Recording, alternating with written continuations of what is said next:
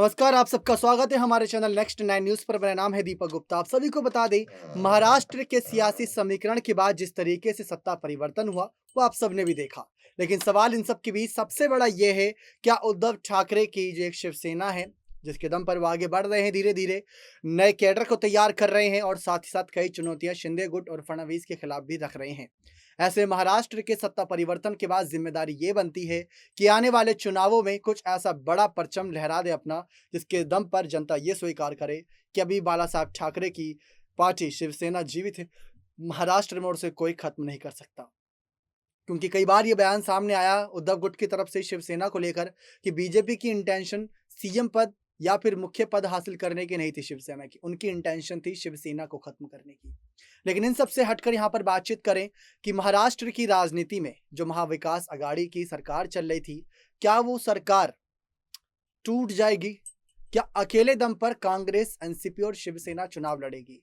कुछ बड़े आंकड़े आप सबके सामने रखते हैं। भाजपा के आप जानते हो किस तरीके से 1 से 6 का आंकड़ा उनके पास विधायकों का, उनके साथ शिंदे गुट भी जुड़ चुका है और करीब 10 निर्दलीय विधायकों का भी समर्थन है। तो भाजपा पहली पार्टी हो गई महाराष्ट्र में। और जब यहाँ पर शिवसेना टूटी, तो शिवसेना के टूटने से पहले उनके पास आंकड़ा था 55 का, अब वो 39 और 16 बचा है। तो ऐसे में दूसरी सबसे बड़ी पार्टी अब एनसीपी हो गई है 53 के आंकड़े के साथ। 44 कांग्रेस के पास है और शिवसेना के पास यानी उद्धव ठाकरे के पास 16 और शिंदे गुट के पास 39। तो सवाल ये है कि जब दूसरी सबसे बड़ी पार्टी एनसीपी है, तो क्या आने वाले चुनावों में क्या वो अकेले दम पर चुनाव लड़ेंगे या फिर शिवसेना के साथ ही बने रहेंगे? शिवसेना, कांग्रेस और एनसीपी, ये तीनों का गठबंधन क्या यूं ही चलता रहेगा? क्या ये गठबंधन में दरार आ जाएगी? कुछ बड़ी रिपोर्ट्स, कुछ बड़े पुराने कह सकते हैं आर्टिकल्स हाथ लगे हैं, जिसमें उद्धव ठाकरे का बयान है। जूते चप्पल मारने तक की बात उन्होंने जिक्र कर दी थी। कांग्रेस और एनसीपी को थोड़ा मतलब इंक्लूड करते हुए थोड़ा बयान थोड़ा हटके था, लेकिन उसमें जो उन्होंने बातें कही थी वो आप भी सुनेंगे तो आप भी दंग रह जाएंगे कि उद्धव ठाकरे ने सचमुच ये सारी बातें कही थी जब बात हुई थी अकेले चुनाव लड़ने की। आप हमारी ये खास रिपोर्ट देखें, तभी आपको ज़्यादा जानकारी मिल पाएगी कि आखिर पूरा मामला क्या है और सत्ता परिवर्तन के बाद क्या सचमुच ये अकेले-अकेले रहा, चुनते नजर आएँगे या महाविकास अघाड़ी की सरकार ही आगामी चुनाव में हमें साफ देखने को मिलेगी। तो देखिए पहले आप हमारी ये खास रिपोर्ट। महाराष्ट्र में सत्ता परिवर्तन के बाद हर किसी की निगाहें उद्धव ठाकरे की वापसी पर टिकी हुई है कि उद्धव की वापसी अगर होती है तो किसके दम पर। लेकिन इस बीच साल 2021 का एक ऐसा मामला हाथ लगाया जिसमें उद्धव ठाकरे ने अपनी ही साथी पार्टियों पर यानी कि महाविकास अघाड़ी सरकार की पार्टियों पर बड़ा निशाना साधा था। महाराष्ट्र में एनसीपी, शिवसेना, कांग्रेस की महाविकास अघाड़ी सरकार को उस वक्त 2 साल पूरे हुए थे और तभी मतभेद की खबरें सामने आने लगी थी। जहां एक तरफ स्थानीय कांग्रेस के नेता आगामी चुनाव में अकेले लड़ने की बात कर रहे थे, तो वहीं उप मुख्यमंत्री तब थे जब उद्धव ठाकरे ने कहा कि अकेले चुनाव में जाने वालों की जनता चप्पल से पिटाई करेगी। हालांकि एनसीपी इस मामले पर कुछ भी साफ साफ बोलने से बचती दिखी थी। तब दरअसल मामला तब का था 2021 का, जब महाराष्ट्र कांग्रेस अध्यक्ष नाना पटोले ने अमरावती में कहा था कि साल 2024 के चुनाव में कांग्रेस राज्य में सबसे बड़ी पार्टी बनकर उभरेगी और केवल कांग्रेस की विचारधारा ही देश को बचा सकती है। इसके बाद कांग्रेस के वरिष्ठ नेता नसीम खान ने कहा कि अगर उनकी पार्टी अकेले चुनाव लड़ती है तो इसका फायदा जरूर होगा। लेकिन मीडिया के अनुसार इससे पहले मुंबई कांग्रेस प्रमुख भाई जगताप ने कहा था कि वे सेना के साथ गठबंधन के लिए अगले साल मुंबई निकाय चुनाव लड़ने के लिए तैयार हैं, यानी कि जो बीएमसी चुनाव होने वाला है अक्टूबर में। इस पर शिवसेना प्रमुख और मुख्यमंत्री तब रहे उद्धव ठाकरे ने बेहद तीखी प्रतिक्रिया दी। तब पार्टी का 55वां स्थापना दिवस पर शिवसेना कार्यकर्ताओं को संबोधित करते हुए कांग्रेस या पटोले का जिक्र किए बिना उन्होंने कहा कि अगर हम लोगों की समस्याओं का समाधान नहीं देंगे बल्कि राजनीति में अकेले जाने की बात करेंगे तो लोग हमें जूतों से पीटेंगे। वह अकेले चुनाव लड़ने की हमारी पार्टी केंद्रित महत्वाकांक्षी बात नहीं सुनेंगे। और देखा जाए तो महाविकास अघाड़ी सरकार में एनसीपी भी है, तो कहीं ना कहीं निशाना उनकी तरफ भी जाता दिखा, ऐसा मीडिया रिपोर्ट्स का दावा था। तो वही रिपोर्ट्स के अनुसार उद्धव ने कहा कि कुछ लोग अकेले जाने का नारा दे रहे हैं। मैं ये तक कहता हूं कि हम अकेले भी जा सकते हैं, लेकिन ऐसा करने का अधिकार सभी को है, सिर्फ चुनाव लड़ने तक ही सीमित नहीं रहना चाहिए। उन्होंने कहा कि हमारे पास एक संघीय ढांचा है, जब भी क्षेत्रीय गौरव का खतरा होता है संघीय ढांचा दबाव में आ जाता है। पश्चिम बंगाल इस बात का उदाहरण है। अकेले जाना क्या है, चुनाव के बाद बंगाल में हर तरह के मामले हुए हैं, लेकिन सभी बंगाली गौरव के पक्षधर थे। बंगाल ने एक उदाहरण दिखाया है कि क्षेत्रीय गौरव की रक्षा कैसे की जाती है। आप सभी को बता दें, 2021 में भी मध्यावधि चुनाव की बात सामने आई थी। पार्टी के मुख्य पत्र सामने प्रकाशित एक संपादकीय में शिवसेना ने यह भी कहा था कि चूंकि सभी प्रमुख राजनीतिक दलों ने अकेले चुनाव लड़ने की बात करनी शुरू कर दी है, तो शिवसेना और एनसीपी को महाराष्ट्र के हित में अगला चुनाव एक साथ मिलकर लड़ना होगा। शिवसेना ने ये साफ कहा था कि कांग्रेस महाविकास आघाड़ी एनडीए सरकार में एक महत्वपूर्ण घटक दल है, लेकिन वे तीसरे स्थान पर है। उसने कहा कि महाराष्ट्र कांग्रेस प्रमुख नाना पटोले ने घोषणा की कि उनकी पार्टी अगला विधानसभा चुनाव अपने दम पर लड़ेगी और कांग्रेस के लिए मुख्यमंत्री भी बता दिया। उन्होंने ये भी कहा कि अगर पार्टी ने अनुमति दी तो वह मुख्यमंत्री पद का अगला चेहरा होंगे। पटोले 2024 में महाराष्ट्र में कांग्रेस का मुख्यमंत्री बनाए बगैर दम नहीं लेंगे। ये बात पहले भी सामने आ चुकी है। शिवसेना ने कहा कि हालांकि उप मुख्यमंत्री एनसीपी नेता यानी अजित पवार ने कहा था उस वक्त कि जिसके पास 145 विधायकों का समर्थन होगा वह अगली सरकार बनाएगा और वही मुख्यमंत्री का फैसला करेंगे।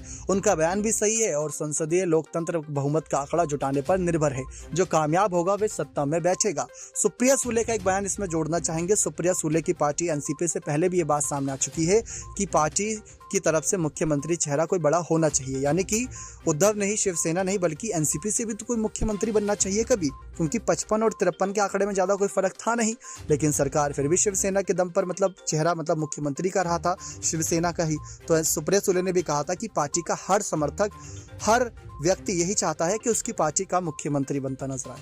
उद्धव ठाकरे की अगुवाई वाली पार्टी ने तब कहा था कि राजनीतिक आकांक्षाएं पालने में कुछ गलत नहीं है, लेकिन उन्हें पूरा करने के लिए संख्या बल की आवश्यकता होती है।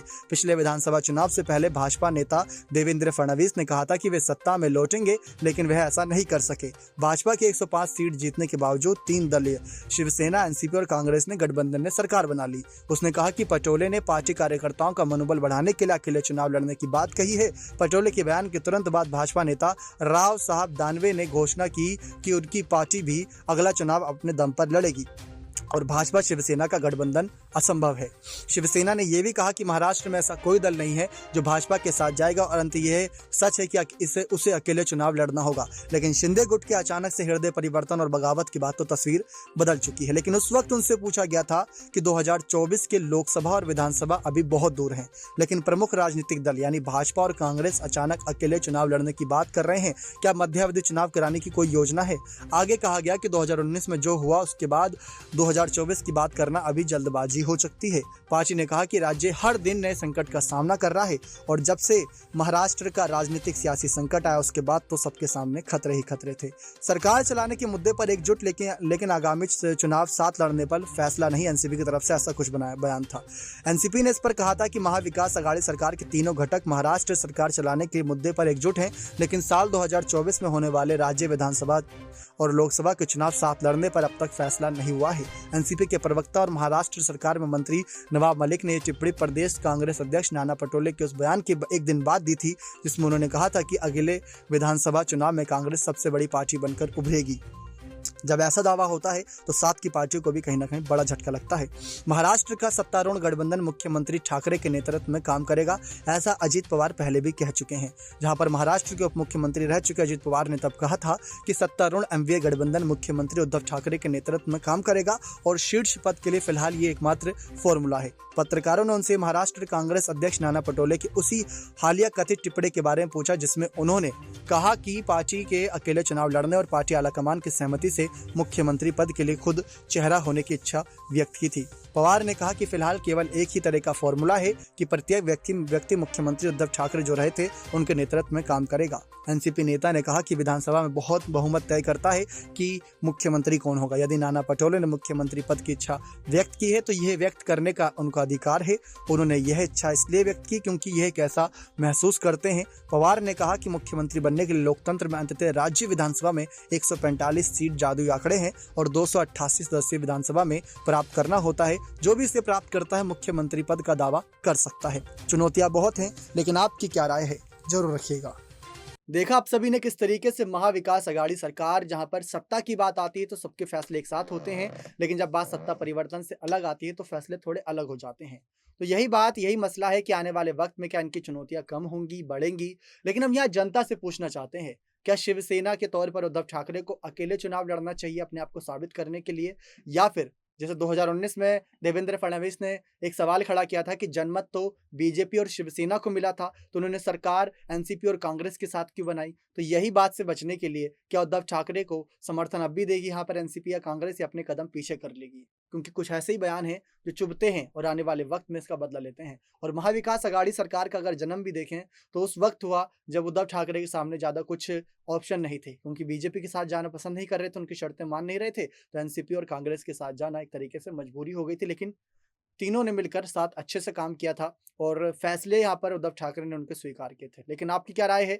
क्या शिवसेना को अकेले चुनाव लड़ना चाहिए या नहीं? अपनी राय खुलकर दीजिएगा। बने रहे चैनल के साथ ऐसी और तमाम बड़ी खबरों के लिए। बहुत बहुत धन्यवाद।